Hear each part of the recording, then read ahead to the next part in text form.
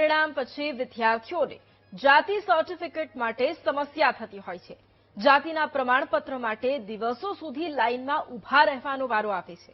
લોકોનો સમય અને નાણાંની બચત થાય તે માટે રાજ્ય સરકારે ઓનલાઈન જાતિના પ્રમાણપત્રની વ્યવસ્થા કરી છે। ડિજિટલ ગુજરાત પોર્ટલ મારફતે ઓનલાઈન સર્ટિફિકેટ આપવાની શરૂઆત કરી છે।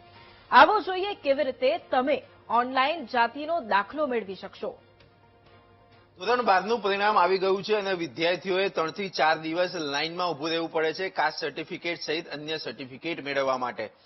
રાજ્ય સરકારે 20 જેટલી સેવાઓ એટલે કે જે સર્ટિફિકેટ છે કે જે વિદ્યાર્થીઓને આગળ કામમાં આવે છે તે તમામ સર્ટિફિકેટ ઓનલાઈન કરી દેવામાં આવ્યા છે। કિશોરસિંહ સોલંકી આપણી સાથે છે, તે આપણને સમજાવશે કે વિદ્યાર્થીઓએ કઈ રીતે ઓનલાઈન તમામ પ્રકારના જે 20 પ્રકારના જે સર્ટિફિકેટ છે તે ઓનલાઈન કઈ રીતે ડાઉનલોડ કરવા। સાહેબ, કઈ રીતે ડાઉનલોડ કરવાના વિદ્યાર્થીઓને પહેલી વખત જે કરતા હોય એ કઈ રીતે તમે સમજાવશો? આખું પ્રેક્ટિકલી કઈ રીતનું છે? સાવ એકદમ ઈઝી પ્રોસેસ છે। આપણે ગૂગલ ઉપર જવાનું છે। પહેલા ગૂગલ ઉપર જઈને આપણે ડિજિટલ ગુજરાત લખવાનું છે। ડિજિટલ ગુજરાત લખશો એટલે પહેલી જ આપણે હોમ પેજ ખુલશે એમનું। એમાં વિદ્યાર્થીનું સિટીઝન લોગિન કરવાનું છે। એના માટે એનું ન્યૂ રજીસ્ટ્રેશન કરવાનું હોય છે। ઘણા વિદ્યાર્થી રજીસ્ટ્રેશન ઓલરેડી કરેલું હશે તો એને રજીસ્ટ્રેશન કરવાની જરૂર નથી। ન્યૂ રજીસ્ટ્રેશન ઉપર ક્લિક કરીશું એટલે એનો મોબાઈલ નંબર, ઈમેલ આઈડી અને પાસવર્ડ ક્રિએટ કરવાનો છે। અને સેવ બટન ઉપર ક્લિક કરશે એટલે ઓટીપી નાખીને સીધું એમનું હોમ પેજ ખુલી જશે આ રીતે રજીસ્ટર વાળું। અને હોમ પેજ ખુલ્યા પછી સર્વપ્રથમ આપણે પ્રોફાઇલ એમની પર્સનલ ડિટેલમાં અપડેટ કરવાની છે।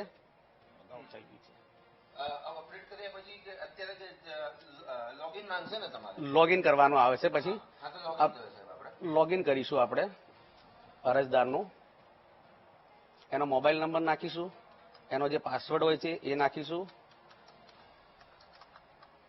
અને કેપ્ચા કોડ નાખીશું આપણે। એટલે એનું લોગિન થશે એટલે સીધું ઓટીપી આવશે। ઓટીપી માટે કેટલી રાહ જોવાની હોય છે? તરત જ આવી જાય છે ઓટીપી, તરત જ એમનામાં ઓટીપી આવી જશે। એ નાખ્યા પછી એમના પ્રોફાઇલ હોય છે, પ્રોફાઇલ પર્સનલ ડિટેલ અપલોડ કરવાની આવે છે। એ અપલોડમાં એમના આધાર કાર્ડ નંબર નાખવાનો છે। આધાર કાર્ડ નંબર નાખીશું એટલે બધી વિગતો અડધી એમની આધાર કાર્ડ પ્રમાણેની વિગત બધી આવી જશે। ખાલી ફાધરનું નામ અને મધરનું નામ લખવાનું આવશે। સેવ એન્ડ નેક્સ્ટ કરીશું એટલે એનું આધાર કાર્ડનું એડ્રેસ લખવાનું આવશે। ગેટ આધાર ઉપર ક્લિક કરીશું એટલે તરત જ એમનું આધાર કાર્ડ પ્રમાણે એડ્રેસ નીચે લખાઈને આવી જશે। એના પછી સેવ એન્ડ નેક્સ્ટ કરીશું એટલે એમની રેશન કાર્ડની નંબર નાખવાનો રહેશે, એનું નામ ને બધું ઓટોમેટિકલી આવી જશે અને સેવ અને નેક્સ્ટ કરવાનું રહેશે અહીંથી એટલે એની પ્રોફાઇલ અપડેટ થઈ જશે। એના પછી હોમ ઉપર જવાનું છે આપણે। હોમ ઉપર જશો એટલે સુગમ ડિજિટલ ગુજરાત આપને 20 અલગ અલગ સર્વિસો છે એ સર્વિસ બતાવશે।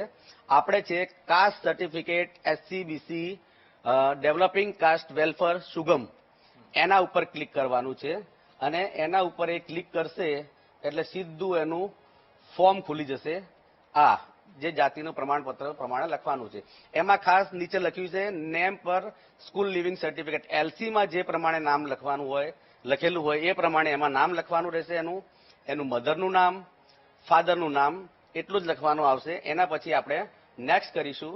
નેક્સ્ટ કરશો એટલે એમનું પહેલા ઉપર જાતિ પૂછશે, જાતિ કઈ છે, જે જાતિ હોય LCમાં લખેલું એના ફાધરમાં એ પ્રમાણે જાતિ લખવાની છે।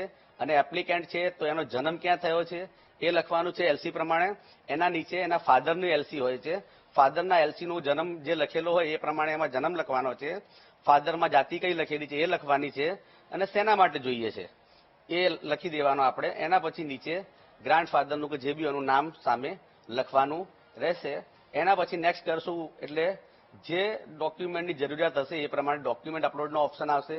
એમાં અરજદારનું બોનોફાઇડ હોય તો બોનોફાઇડ, શાળાનું LC હોય તો LC અને વયપત્રક હોય તો વયપત્રક। નીચે ફાધરનું LC આવશે। જો ફાધરનું પુરાવા પૂરવા નહીં થતા હોય તો અન્ય પુરાવા પણ અંદર નીચે આપેલા છે આપણે એ પ્રમાણે ડોક્યુમેન્ટ બધા અપલોડ કરવાના રહેશે।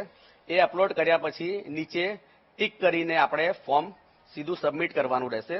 સબમિટ કર્યા પછી ખાસ એમને એક પ્રિન્ટનો ઓપ્શન સીધો અહીંથી આવી જશે। આપણે અહીંથી પ્રિન્ટ આપણે કાઢી શકીશું।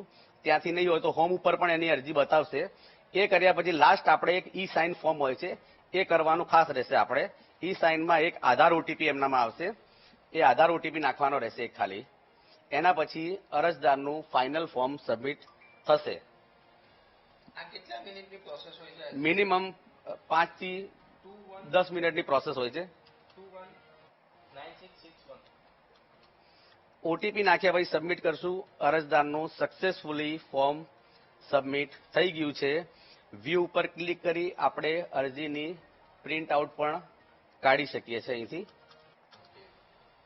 આનું ફોર્મ સક્સેસફુલી ભરાઈ ગયું છે.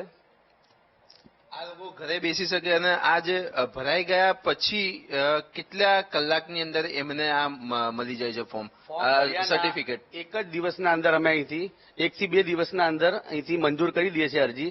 એ મંજૂર કર્યા પછી મિનિમમ 24 કલાક પછી મંજૂર કર્યા પછી 24 કલાક પછી અરજદારના મોબાઈલમાં વોટ્સઅપમાં પણ આવશે અને એમના લોગિનમાંથી પર્સનલ ડિટેલમાંથી પણ સર્ટિફિકેટ ડાઉનલોડ કરી શકશે.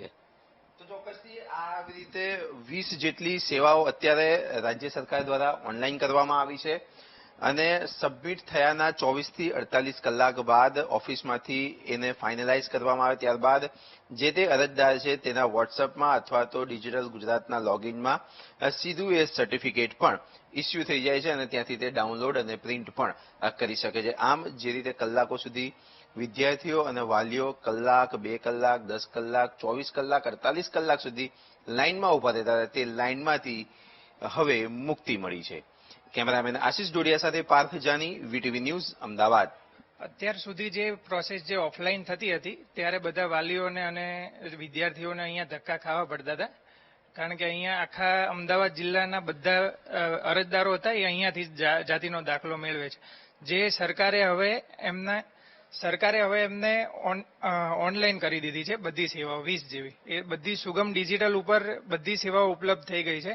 હવે ઘરે બેઠા મોબાઈલમાં પણ અરજી કરી શકશે અને એમને જે દાખલો છે અહીંયાથી અપ્રૂવ થયા પછી 24 કલાકમાં જ એમના વોટ્સએપ નંબર ઉપર અને ડિજી લોકરમાં અને એમના ડિજિટલ જે ગુજરાતનું લોગિન છે એમાં એ દાખલો અપ્રૂવ થઈને એમના લોગિનમાં જતો રહેશે.